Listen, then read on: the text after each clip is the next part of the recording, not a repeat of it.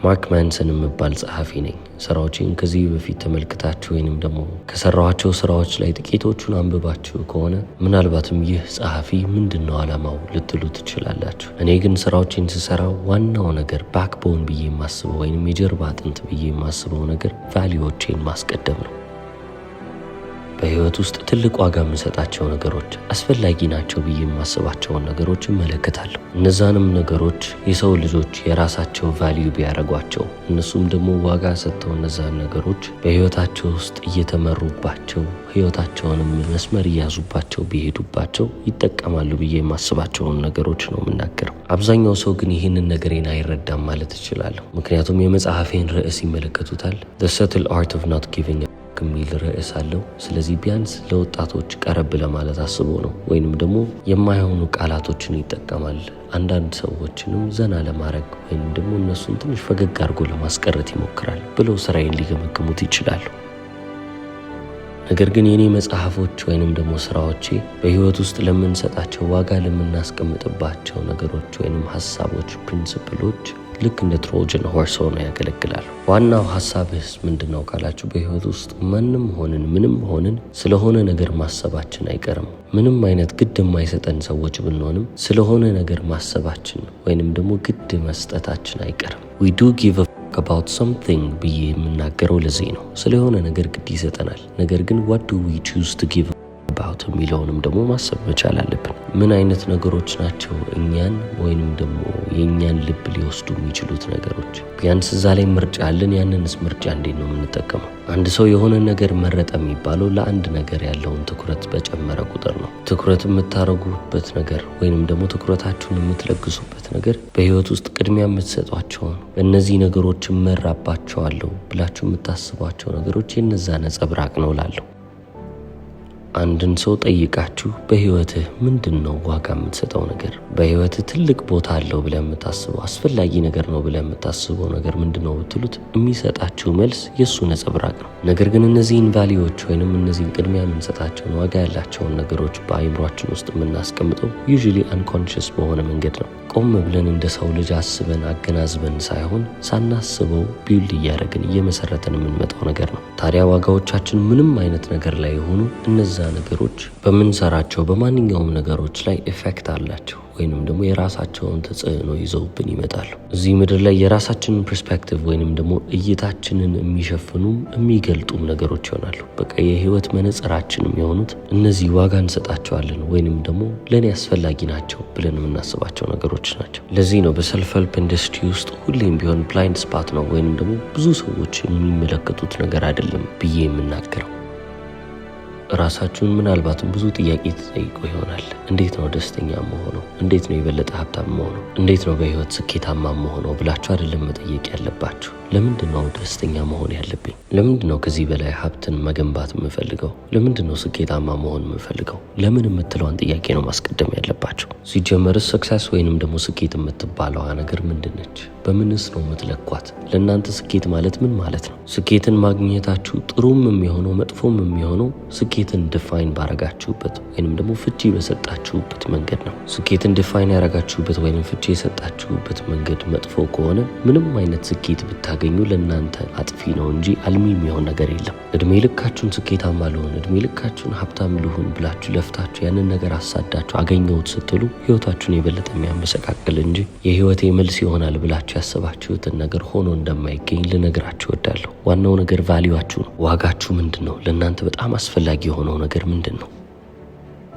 ታዲያ አሁን እንደዚህ ማሰባችን እንደዚህ አይነት ንግግሮችን ማድረጋችን ነው ወደዚህ ጥያቄ የሚመራን። አይምሯችንና ሐሳባችንን ምን አይነት ነገሮች ላይ ማድረግ አለብን? ለምን አይነት ነገሮች ግድ ብንሰጥ የተሻለ ነው? ጥሩ የሚባለው ቫልዩ፣ ጥሩ የሚባለውና አስፈላጊ ብለን መያዝ አለብን ብለን የምናስበው ነገር ምንድን ነው? ጥሩ ፕሪንሲፕል፣ ጥሩ የህይወትንም መርህ እንዴት ነው ልገውለብት ወይንም ደግሞ በዛ መርህስ እንዴት ነው ልመራ የምችለው ብለን እንጠይቃለን። ታዲያ አሁን ለዚህም ነገር መልስ ስንፈልግ 3 ነገሮች እናነሳለን ማለት ነው። የጥሩ ቫሊዩ ኳሊቲዎች በ3 ነገሮች ሊመደቡ ይችላሉ። የመጀመሪያው ኢሚዲየት ኤንድ ኮንትሮለብል የምንለው ነው። ኢሚዲየት ማለት እዛው በቅጽበት የሚደረግ ነገር፣ በተጨማሪም ደግሞ ኮንትሮለብል ማለት ደግሞ የምንቆጣጠረው ነገር ነው ወይ? አንድ ምሳሌ ልስጣችሁ። መጥፎ የሚባል ቫሊዩ እናንሳ። በሰዎች መወደድን እንደ ቫሊዩአችሁ ወይንም ደግሞ ለእናንተ ዋጋ እንዳለው ነገር አስባችሁ የምትንቀሳቀሱ ከሆነ ለእናንተ በጣም መጥፎ ነው። በሰዎች መወደዳችሁ አይደለም መጥፎነቱ። በሰው መወደድ የማይፈልግ ማንም ሰው የለም። ነገር ግን ሰው እኛን ይወደደን አይወደደን እዚህም ነገር ላይ ያለን ቁጥጥር በጣም ትንሽ ነው ማለት ይቻላል። የሚያስገርመው ነገር ደግሞ ሰዎች እኔን ይውደዱኝ ብላችሁ የበለጠ የእነሱን ስሜት ለመቆጣጠር በሞከራችሁ ቁጥር እናንተ በፍጹም የማትወደዱ ሰዎች ሆናችሁ ታርፉታላችሁ። ስለዚህ ምናልባትም ኮንትሮለብል ነው ወይ? በህይወት ለእኔ አስፈላጊ ነገር ነው ብዬ ያሰብኩት ነገር እኔ ልቆጣጠረው የምችለው ነገር ነው ወይንስ አይደለም ብላችሁ ጠይቁ። ስለዚህ ወደ ራሳችሁ ፎከሱን ታመጡታላችሁ። ትኩረታችሁ ራሳችሁ ላይ ሊሆን ይገባል። እኔ ሀቀኛ ነኝ ወይ? ቨልነረብል ነኝ ወይ? ወይንም ደግሞ ስሜቴን ያለምንም ፍርሃት ከነድክመቴ በደንብ አድርጌ መግለጽ እችላለሁ ወይ? አንዳንድ ጊዜ ቨልነረብሊቲ ደካማ እንደሆናችሁ ገልጦ ማሳየትም ሊሆን ስለሚችል ራሳችሁ ላይ በዚህ መንገድ ፎከስ ባረጋችሁ ቁጥር፣ ራሳችሁን እየገነባችሁ በቀጠላችሁ ቁጥር የተሻለ ወይንም ደግሞ ስትሮንገር የሚባል ጠንካራ የሚባል ግንኙነቶችን ልትመሰርቱ ትችላላችሁ። ጥሩ የሚባልም ህይወት ልትኖሩ ትችላላችሁ። ይህ ግን በሰዎች ሁሉ ትወደዳላችሁ ማለት አይደለም፣ ወይንም ደግሞ ያንን ጋረንቲ ያንን የሚያረጋግጥላችሁ ነገር አይደለም። ሁለተኛው ጥሩ ቫሊዩ እንዳላችሁ የምታውቁበት መንገድ ደግሞ ቤዝ ያደረገው መሰረቱ የሆነው እውነታው ላይ ነው ወይ ወይንስ ደግሞ አይደለም የሚለው ላይ ነው። ጥሩ የሚባል ቫሊዩ መሰረቱ እውነታ መሆን አለበት፣ ወይንም ደግሞ ቤዝድ ኦን ሪያሊቲ መሆን አለበት። በተወሰነ መጠንም ተመልክታችሁት ይሄ ነገር እውነታ ላይ ነው የተቀመጠው ልትሉ የምትችሉት ነገር መሆን አለበት። የሰው ልጆች ነን። ብዙ ፋንታሲዎች ወይንም ደግሞ እውነታ ያልሆኑ ነገር ግን በአይምሯችን ውስጥ የምንስላቸው ነገሮች አሉ። አዳዲስ ነገሮችን ፋብሪኬት ለማድረግ ዓለም በዚህ መስመር መስራት አለባት፣ ነገሮች በዚህ መንገድ መስተካከል አለባቸው የምንላቸውም ነገሮች ይኖራሉ። የሰው ልጆች ነን። ሁሉም ነገር ፐርፌክት ይሆናል ማለት አይደለም። ነገር ግን ቢያንስ የምናደርጋቸው ነገሮች በተቻለን አቅም እውነታን የተደገፉ ነገሮች መሆን አለባቸው። ለምን ካላችሁኝ ደግሞ ኢሉዥንን ማመን ወይንም እውነታ የሚመስል ነገር ግን እውነታ ያልሆነ ነገር ማመን የመከራችን ምንጭ ይሆናል ብዬ ስለማመን ነው። ጠዋት ስነሳ ወደ መስሪያ ቤት ስሄድ ያገኘኝ ሰው ሁሉ እኔን ሰላም ሊለኝ ይገባል ብለን ልናስብ እንችላለን። ነገር ግን እንደዚህ ብለን አሰብን ማለት ጠዋት ሰላም ካልተባልን ቦክ የምንል ሰዎች እንሆናለን ማለት ነው። ስለዚህ ብዙ ጊዜ ለእኔ አስፈላጊ ነገሮች ናቸው ብለን የምናስባቸው ነገሮች እውነታ ላይ ቤዝ ያደረጉ ነገሮች ናቸው ወይንስ ዝም ብዬ በአይምሮ የፈጠረ የመከተላቸው ነገሮች ናቸው ብለን መመርመር አለብን። ምክንያቱም የተሳሳትንበትን ነጥብ በዚህ መንገድ ብቻ ነው ልናውቅና ልንረዳ የምንችለው። ስለዚህ አሁን 3ኛው መርህ ወይንም ደግሞ ጥሩ ቫሊዩ ለመያዝ ዋጋ የምንሰጠው ነገር በጥሩ ነገር ላይ እንዲመሰረት አንድ አስፈላጊ መርህ አለ። ሶሻሊ ኮንስትራክቲቭ መሆን መቻል አለበት። ይሄ በጣም ቀላል የሚባለው ነጥብ ሊመስል ይችላል። ነገር ግን ብዙ ጊዜ የምንዘነጋው ነገር ነው ብዬ የማስበው ነው። ለሰዎች ጥሩ መሆን አለብን፣ ቅን መሆን አለብን። እነዚህ ነገሮች እንዳለ ግልጽ ናቸው። አብዛኛውም ሰው በእነዚህ ነገሮች ያምናል ማለት ይቻላል። ነገር ግን ችግሩ የሚነሳው መቼ ነው ካልን ለራሳችን ጥሩ ብለን የምናስበው ነገር ሁሉ ለሌሎች ሰዎችም ጥሩ ይመስለናል። ሳናስበው ብዙ የሚባል ሃርም እየፈጠርን የምንመጣው፣ ብዙ የሚባለውን ጉዳት በሰው ልጅ ላይ እየፈጠርን የምንመጣው ኢንቴንሽናል ቢሆንም አስተውለን አስበን የምናደርገው ነገር ቢሆንም ከኢግኖረንስ የመነጨ ነገር ስለሆነ ነው። ስለዚህ አሁን መጽሐፊን ካያችሁት The Subtle Art of Not Giving Up ይላል። ስለዚህ ግድ የማንሰጣቸው ነገሮችን እየጨመረን የምንመጣ ከሆነ ያ ማለትም ደግሞ ግድ የሚሰጡን ነገሮች ብለን የምናስባቸው ትክክለኛ ነገሮች፣ ትክክለኛ ቦታ ላይ ያረፉ ነገሮች የሚሆኑ ከሆነ ጥቂት መነጋገር ያሉብን ነጥቦች አሉ። የመጀመሪያ ብዬ የማነሳው ነገር we should be comfortable with being different። በቃ የተለየን በመሆናችን ሊጨንቀን ወይንም ደግሞ ግዴታ መመሳሰል አለብን ብለን ግድ ሊሰጠን አይገባም። ምቾታችንን በዛ ልዩነታችን ውስጥ ማግኘት መቻል አለብን። ሁሉም ሰው በሚስማማው ነገር አለመስማማታችን፣ ሁሉም ሰው ግድ ስለሚሰጠው ነገር እኛ ግድ አለመስጠታችን ለውስጣችን ምቾት አልባነትን ሊያመጣ አይገባም፣ ወይንም ደግሞ ምቾትን ሊነሳን አይገባም። ሁሉንም ሰው ለማስደሰት ስትሞክሩ፣ ከሁሉም ሰው ጋር ለመስማማት ስትሞክሩ ልክ እንደ ተቀነጠሰች ቅጠል ትሆናላችሁ። ንፋስ ወስዶ እናንተን ወደ ፈለገበት ያሽከረክራችኋል።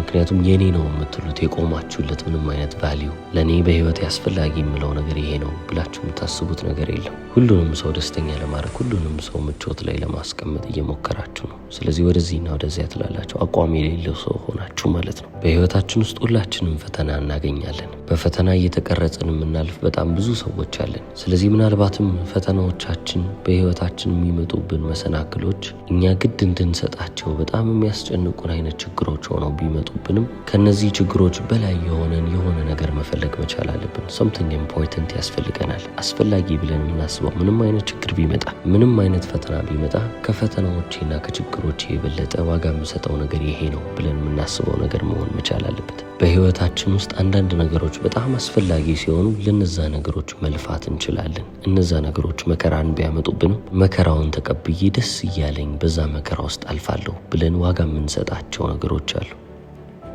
የራሳችሁንም ባንዲራ ተክላችሁ ይሄ ነገር እኔ ነኝ፣ እኔ እዚህ ነገር ላይ አምናለሁ፣ የህይወቴ መርህ ይሄ ነው፣ ለዚህ ነገር ስል ምንም ነገር ማድረግ እችላለሁ ወይንም ምንም አይነት ችግርን ተቋቁሜ ያልፋለሁ ብላችሁ ታውጃላችሁ። ያንን አቋማችሁን የማይወድ ሰው ካለ ከህይወታችሁ ሊወጣ ፈቃደኛ ትሆናላችሁ ማለት ነው። ማንም ሰው መምጣትና መውጣት ይችላል። እናንተ ግን አላማ ይዣለሁ፣ ይሄ ነው አላማዬ፣ ለዚህ ነገር ነው ኬር ማድረገው፣ ግድ የሚሰጠኝ ነገር ይሄ ነው፣ ከዚህ ነገር ውጪ ምንም የማስበው ነገር የለም፣ ስለዚህ ለዚህ ነገር የአቅሜን ያህል ሞክራለሁ ትላላችሁ። ስለዚህ ስለ ሌሎች ነገር ግድ አለመስጠታችሁ ወይንም ደግሞ not giving የሚለው ሐሳብ በአጠቃላይ ችግራችሁን ወይንም የህይወት መከራችሁን ዞር የሚያደርግላችሁ ነገር አይደለም። ነገር ግን ችግሮቻችሁና መከራዎቻችሁን ኦኬ ችግር የለውም፣ መከራ፣ ፈተና፣ ከባድ ኦብስትክል ወይንም ደግሞ መሰናክል የሚባለው ነገር በህይወቴ ውስጥ አለ። አዎ፣ ነገር ግን ይኖሩ። በጣም ኢምፖርታንት ወይንም አስፈላጊ ነገር ነው ብዬ ያሰብኩት ነገር ከነዚህ ነገሮች ይበልጥብኛል ብሎ ማሰብ ነው።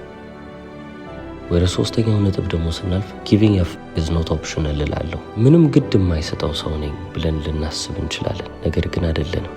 ስለሆነ ነገር ግድ ይሰጠናል። የሆነ የምናስበው ወይንም ደግሞ የምናስብለት ነገር አለን። የሰው ልጅ ግድ ስለሚሰጠው ነገር እንዳለ እናንተ ግድ ባይሰጣችሁ ሌሎች የእናንተን ቀልብ የሚወስዱ የእናንተን ሀሳብ የሚሰርቁ ብዙ ነገሮች ደግሞ ይመጣሉ። ሰው ስለሚናገረው ነገር፣ ሰው ስለኔ ስለሚያስበው ነገር ምንም ግድ አይሰጠኝም ብሎ የሚያስብ ሰው ምንም ነገር ቢል አይመለከተኝም ስለሚለው ነገር ግድ ላለመስጠት እየሞከረ ነውና ለሙከራው ግድ እየሰጠ ነው ማለት ነው። ለዚህ ነው giving up is not optional የምለው። የኛ ሳይኮሎጂ ውስጥ ሃርድዋይርድ ነው ወይንም ደግሞ በቃ አንዴ ተሰርቶብናል። ስለዚህ ሜን የሚባለውን ጥያቄ እንጠይቃለን። ምን አይነት ነገሮች ላይ ነው ፎከስ ለማድረግ የወሰን ነው? ምን አይነት ነገሮችስ ላይ ነው ፎከስ ላለማድረግ የወሰን ነው ብለን ነገሮችን መመልከት መቻል አለብን። አሁንም ሌላ ጥያቄ አለ። ለምን አይነት ነገር ነው መከራን መቀበል የምትፈልጉት? ለምን አይነት ነገሮችስ ነው መከራን አልፈልግም ብላችሁ የወሰናችሁት?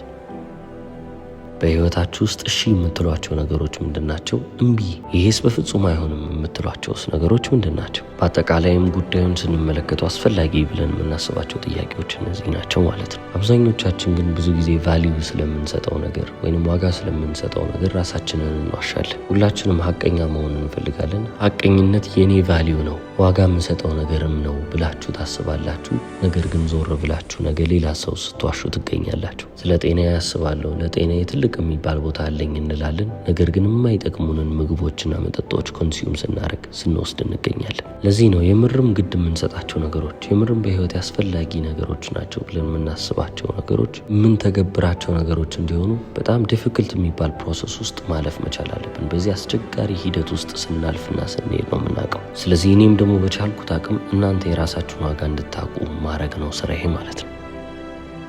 በህይወት ዋጋ የምትሰጡትን ነገር ለማወቅ ታይም ኦዲት የሚባለውን ነገር ብትጠቀሙ ብዬ አስባለሁ። ወረቀትና ስክሪፕት አውጥታችሁ ቀናችሁን ሙሉ ለሙሉ ምን አይነት አክቲቪቲዎች ምን አይነት ተግባሮች እየወሰዱባችሁ እንደሆነ ልትመረምሩ ይገባል። ቀናችሁን፣ ሳምንታችሁን በአንዴ ቁጭ ብላችሁ ለመመዝገብ ሞክሩ። ይህንንም ደግሞ ስታደርጉ ለራሳችሁ ቢያንስ እውነታውን ብትናገሩ ጥሩ ነው። ለውጥ የሚጀምረው ራሳችሁን መዋሸት ያቆማችሁ ጊዜ ነውና፣ ስለዚህ ሁሌም ቢሆን የምርም ሰዓቴን ምን አይነት ነገሮች ላይ ነው ሳባክን የነበረው ወይንም ደግሞ ሳወጣ የነበረው ብላችሁ መዝግቡ። ይህንን ለ5 ለ6 ቀን ያደረጉ ሰዎችን ሄዳችሁ ብትጠይቁ አብዛኞቹ በጣም ሰርፕራይዝድ ናቸው ወይንም ደግሞ ይደንቃቸዋል። የሚያስደንቃቸው ነገር ምንድን ነው ካላችሁ ብዙ ጊዜ ስራ ላይ ነው ጊዜን ማጠፋው ብለው የሚያስቡ ሰዎች ጊዜያቸውን ስራ ላይ ሳይሆን የተለያዩ ነገሮች ላይ ጊዜያቸውን እንደሚያጠፉ ልብ እያሉ ወይንም ደግሞ እያስተዋሉ ይመጣል። ይህም ደግሞ እነሱን እያስደነቃቸው ወይንም እያስገረማቸው የሚመጣ እውነታ ነው። ከጓደኞቼ ጋር ወይንም ደግሞ ከቤተሰቦቼ ጋር በጣም ቅርብ ነኝ ብለው የሚያስቡትም